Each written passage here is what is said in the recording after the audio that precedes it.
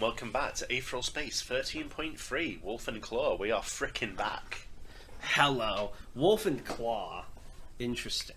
Because wolves have claws. Yeah, they do. Anyway. I forgot his voice. Your sandwich, Damien said quietly, holding out the food to Mariloco.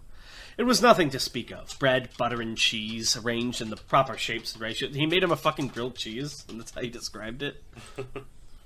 It balanced atop a porcelain plate.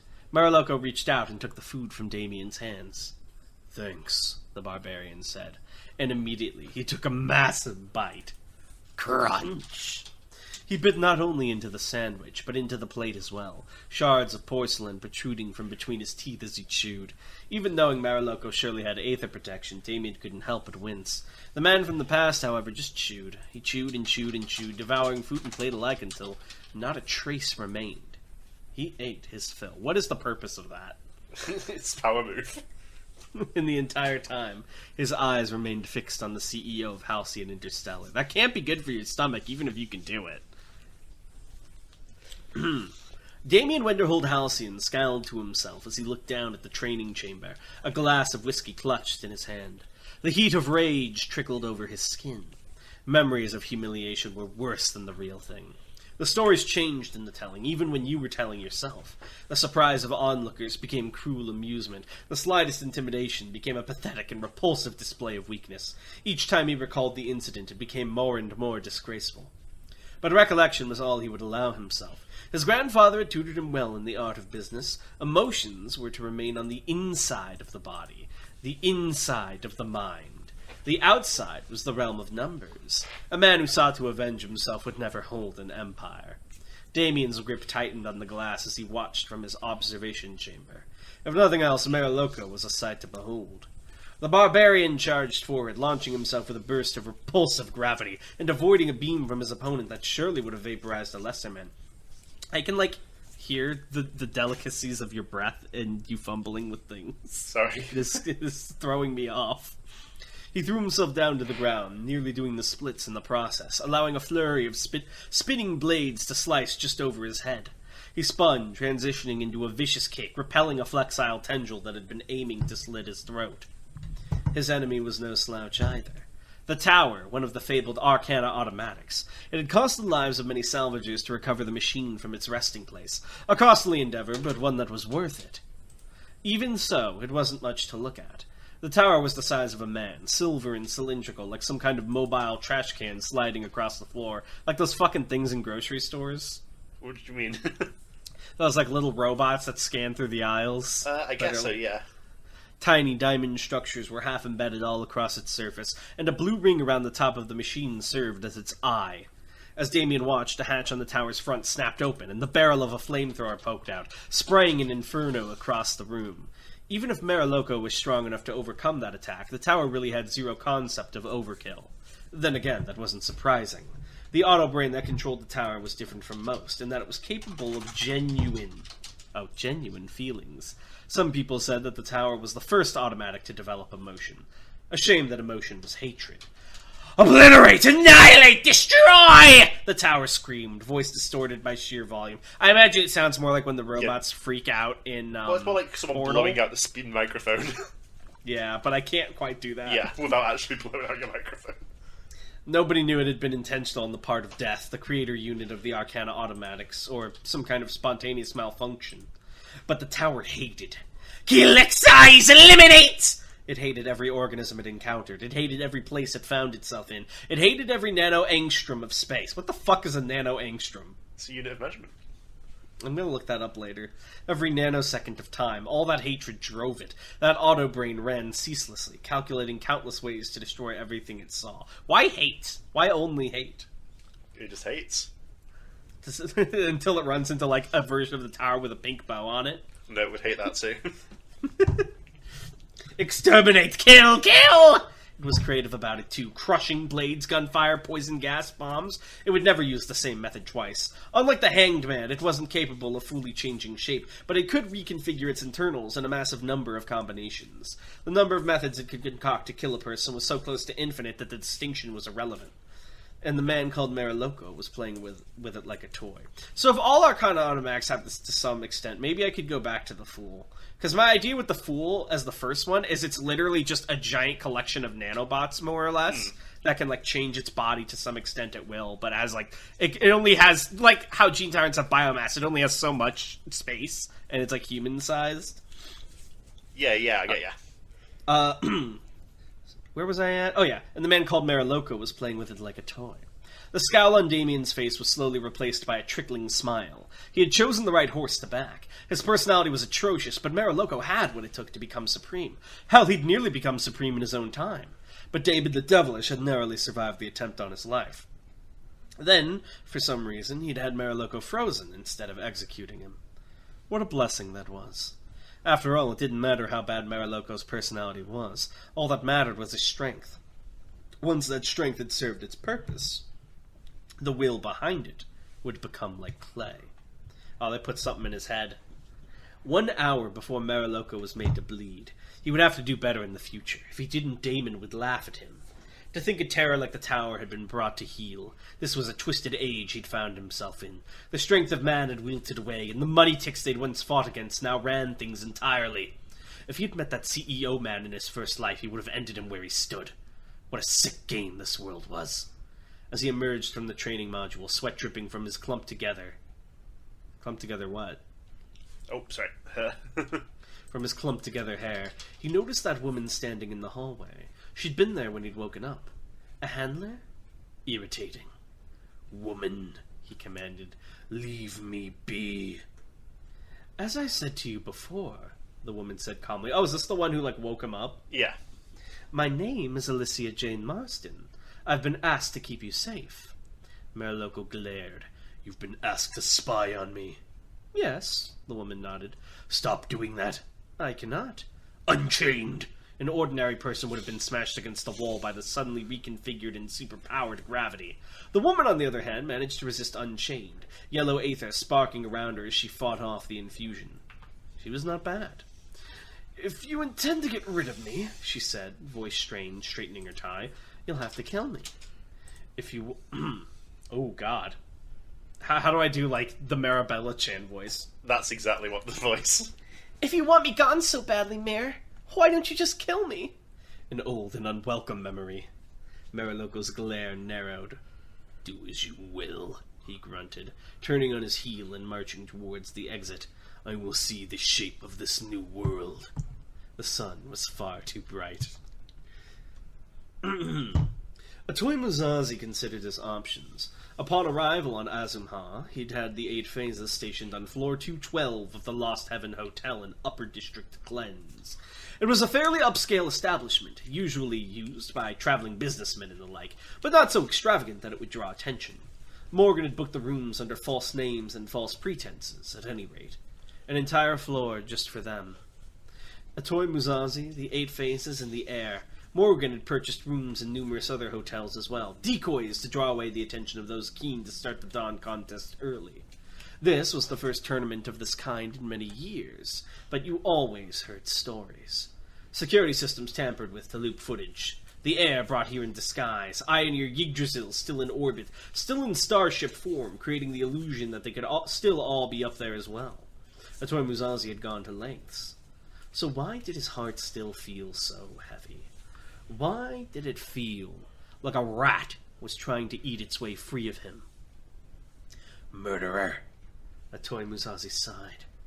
He stood in one of the floor's luxury suites, the wall-length window revealing the city before him. It was one-way glass, he'd made sure of that. But through it he could see the mega-city that was Azumha. He could see the heart of the supremacy. The past and the future mingling, birthing something new, state-of-the-art buildings flying over ancient temples, colossal statues of past supremes surrounded by floating pods carrying tourists for photo ops. The dismembered body looming over it all, luxuriating in the flux. Muzazi's gaze went further up to the Stadium of the Absolute. It seemed so tiny from down here, or from down there, presumably. But that tiny thing could very well be the place in which he'd die. He swallowed. From down there, right? Because he's up above. No, he's down. It's up flying up in the sky. Oh, okay, I see. No. Brave heart, Musashi. That is your first weapon. What the fuck does that mean? Have a brave heart. Don't lose your nerve. Statter for your thoughts? Asked Morgan, sauntering into the room. Musashi glanced over his shoulder at his second-in-command. Is this your first time here as well? On the capital? Nah, Morgan replied, stopping next to Musashi and before the window. My dad took business trips. Sometimes I got dragged along. Why? It's... Musashi's voice trailed off, and he began to drum his fingers along the empty sheath at his side instead. Morgan raised an eyebrow. Not what you expected? I don't know what I expected, Musashi admitted, looking at the countless fluttering flags below. But I've been in megacities before. I suppose... I thought there'd be something more to Azumha. Something that distinguishes it. But, apart from the superficial, it feels the same? Musashi nodded. Well, Morgan considered, hand on his chin. When you get down to it, people are the same everywhere. Deep down, I mean. The way I see it, it's the same with the places they build. The only thing really setting them apart is the decoration. That is an insane take on different cultures. That is, Morgan is a piece of shit. Holy crap. Musashi glanced at him. And it's the same with people. Yep, Morgan said. Pretty ribbons to cover the animals underneath. I see. They stood there for a moment, in a silence interrupted only by the muffled traffic outside.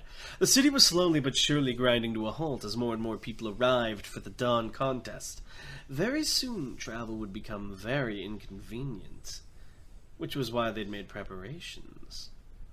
We'll split into 2 parties for the opening ceremony, Musashi announced.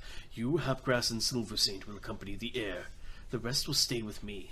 I'll be acting as a lure for anyone who might be targeting a climber. Morgan gave him a skeptical look. Right. And you want me to... I want you to protect the heir, Musashi reiterated. You're the one I trust the most. I have faith in you. Indeed, it was perhaps just as Morgan said.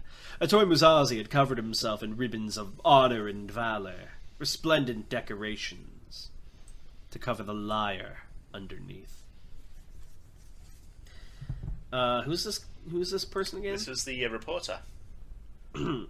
This must be very strange for you. Ray Rudisha giggled nervously, holding out her microphone. I mean, I know you had news stations in your time, but it wasn't remember, this was the one who's sort of described as a more peppy Serena.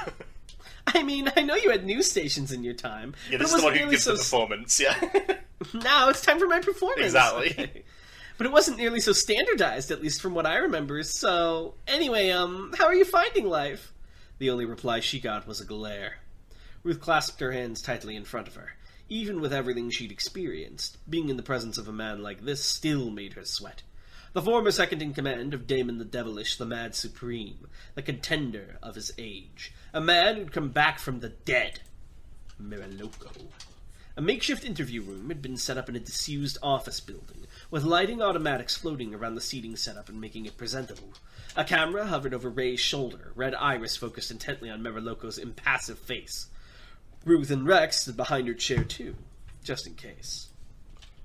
Ruth had to hand it to Ray Rudisha. She thought the young woman was something of a ditz, but once she'd heard Miraloco was willing to see her, she'd gotten this place set up with a single brief call. If nothing else, she was resourceful. But had that effort been worth it? As the long seconds dragged on, Miraloco just continued to stare in silence. It wasn't even clear if he had heard the question. Ray heroically pushed on. History says the previous Dawn contests were pretty extravagant, she said excitedly, pink eyes twinkling. How would you say this one measures up? So far, I mean. Miraloco said nothing. His face did not so much as twitch. The woman, standing beside his seat, his apparent handler, glanced down at him, but she said nothing either. Ray bit her lip. Geez, I know you guys had language back then. Anyone else in the Dawn contest seem like they'll be a good fight? Who do you have your eyes on? For the first time since he sat down, Miraloco moved. His eyes narrowed just the slightest bit, and his finger pointed lazily towards Ray. Oh, come on. I have to read these, Tan. Jesus This is the view of the character Miraloco. This is not the view of Darnell. Why is he such a shit? Whore, he said. The reporter blinked. Eh? Mariloco did not respond to that. He simply stood up from his seat, cracked his neck, and stomped out of the room. He was so casual about it that you'd think he was the only person here. The group, Ray, Ruth, and Rex, silently watched him go. A second later, his handler dutifully followed after him. Ray clicked her tongue, her microphone already collapsing into a shape that could fit in her pocket.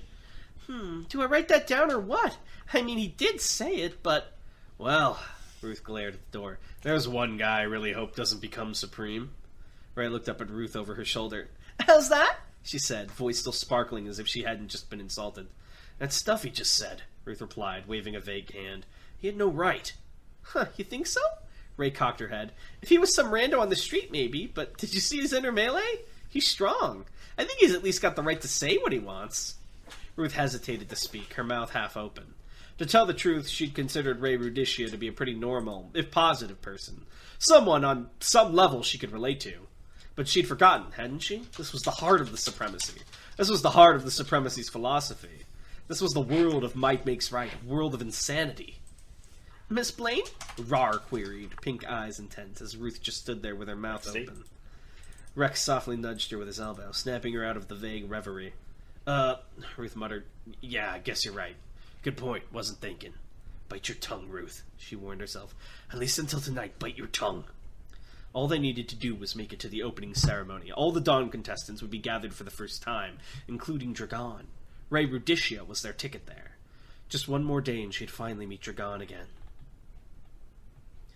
I won't be going to the opening ceremony tonight, Dragon said casually. North, take my place.